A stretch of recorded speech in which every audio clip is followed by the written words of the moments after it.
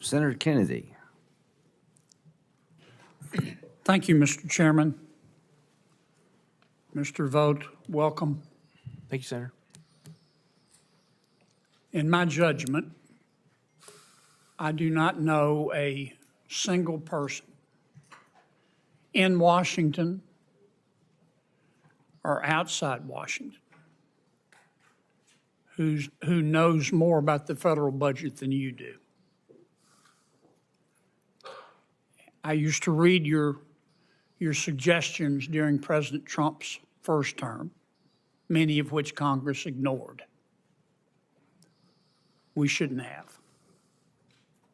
I am delighted that the president picked you. I have read that since 2019, the population of America has increased 2%, and our spending has increased 55%. Under President Biden, I wish him well. If we had discovered life on Mars, he would have sent it money. Is that sustainable? Senator, it's totally unsustainable, and the problem is that you go on these trajectories that we are currently on, and you don't know when you're going to get to the point of which you have some major problems as an economy and as a country, and we know that historically. I hope you'll start with the low-hanging fruit. There's a lot. When we sent out stimulus checks to save our economy, $1.6 billion went to dead people, and the checks were cashed, obviously fraud.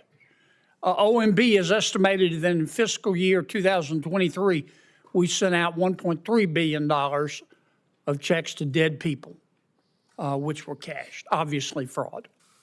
When you die in America, your name is sent to the Social Security Administration. As you know, you become part of the master death file. Senator Carper and I discovered that Social Security would not share that information with any other department of government. So we passed a bill saying you have to share it with Treasury and other people who write checks, so we'll stop paying dead people. Duh. We got pushback, believe it or not, on the bill. We had to agree to a trial period. Senator John Kennedy delivers a jaw-dropping breakdown of America's spending crisis in this intense hearing moment. Senator John Kennedy delivers a jaw-dropping breakdown of America's spending crisis in this intense hearing moment. From billions lost to fraud to shocking claims about government waste, this exchange raises serious questions about the future of the U.S. economy. Is the country heading toward financial disaster? Trial period ends in 2026. Will you help us make that program permanent so we can stop paying dead people? Yes, Senator.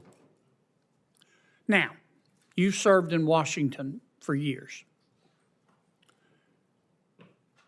You're going to be challenging the status quo.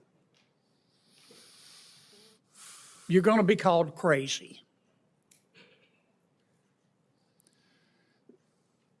Many people also called Noah crazy.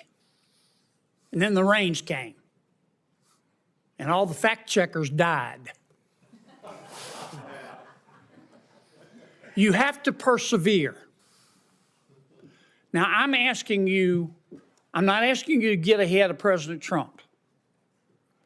But if you were king for a day, tell me how you would save money in the federal budget without impacting the American people. Thank you, Senator. I think it's the strategy that we had in the first term, which is to go really and take a very close look at the agencies that are spending and wasting money, and I believe weaponized at times against the American people. When they put a 77-year-old Navy veteran in jail, Joe Robertson, for 18 months for building 4 ponds on his ranch to be prepared for wildfires, that's the EPA. I think we have to look at that, and we have to look at the agencies that Congress has a vote on every single year through the appropriations process.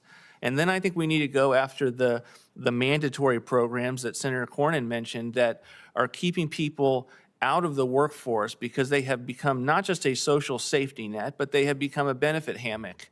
And increasingly so in the aftermath of COVID, as many of these policies were impacting people's decisions to go back into the workforce. And I believe, and because we produce budgets along these lines, you can get sizable levels of savings and reforms that can lead to a balanced budget and get us back headed in a fiscal trajectory, not only that we would all be proud of, but we could say, this is going to keep us from fiscal ruin. My time's expired. Ella Porter, do you have anything you'd like to add? Okay, now's your shot. Thank you, Mr. Vogt, for your time. Thank you. Congratulations. Good call there, young lady. If you enjoyed this political breakdown, like, comment, and share for more political insights.